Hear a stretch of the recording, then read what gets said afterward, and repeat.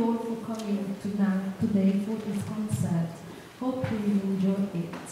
And the angel said, have no fear, for truly I give you good news of great joy, which will be for all people.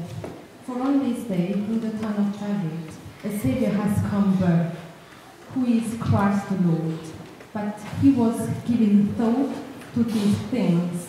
An angel of the Lord came to him in a dream, saying, Joseph, son of David, have no fear of taking Mary as your wife, because that which is her body is the Holy Spirit.